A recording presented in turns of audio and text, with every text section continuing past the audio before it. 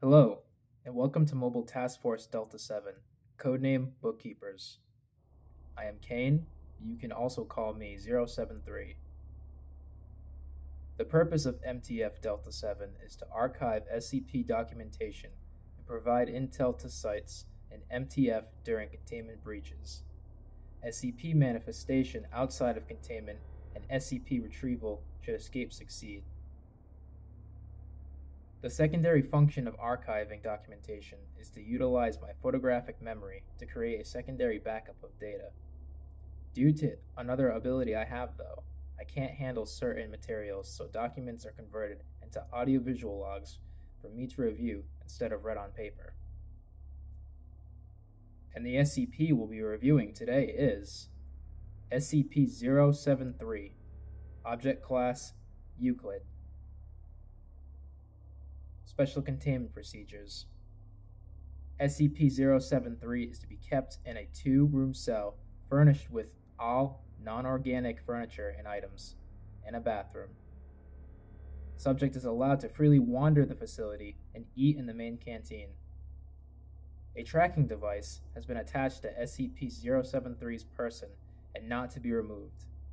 Subject is disallowed any contact with the surface and is not allowed outside the facility. Subject is allowed no contact with plant-based SCPs under any circumstances. Violence is not to be used against SCP-073 under any circumstances. SCP-073 is currently kept in Site-17. Description: SCP-073 appears to be a heavily tanned male of Arabic or Middle Eastern descent in his early 30s, 185 centimeters tall and 75 kilograms, with black hair and blue eyes. Arms, legs, spinal cord, and shoulder blades of the subject appear to have been replaced with artificial versions of unknown make and metal. Subject only takes notice of this when it is pointed out, and states that it has no knowledge of how, why, or when these replacements took place, stating it had had them as long as it could remember. There is a symbol engraved into the forehead of the subject, which appears to be of Sumerian origin. Symbol has of yet been untranslated, and subject appears distressed when the symbol is mentioned at all, refusing to speak on it. Subject does need to eat and drink on a regular basis, but is strictly carnivorous owing to his effects on plant-based items. SCP-073, who refers to itself as Cain, is generally polite and genial to all who speak to it. Though it has been described as being cold and somewhat mechanical in its speech, it is very helpful and enjoys aiding personnel in their daily actions, whatever they may be. It has highly detailed knowledge of ancient to recent events in history, and most commonly spoken languages in the world, including ones that have been since died out. Subject has professed to having a photographic memory, remembering word for word all text in an 800-page dictionary that was flicked through in a minute and a half. It has scored above average in all intelligence tests given to it. SCP-073's presence is inimical to any and all life grown in soil, causing death to any such life within a 20-meter radius. Any land SCP-073 has walked on, and any within the 20-meter radius, becomes barren as all anaerobic bacteria dies, rendering the soil incapable of supporting life until new bacteria are introduced. Anything that is derived from soil-grown life, such as wood and paper, immediately rots and disintegrates upon touch of SCP-073. Further affected derivatives include anything hydroponically grown. Violence directed towards SCP-073 reflects any damage inflicted on SCP-073 directly back onto the attacker, although SCP-073 visibly remains unharmed. This applies to any damage directed at SCP-073. Attempts to get tissue and blood samples have proven futile. When the procedure was initiated, personnel carrying out the action felt the sensation of whatever was applied to SCP-073, and wound up with a sample of their own blood or tissue, despite the fact that all actions were directly solely at SCP-073.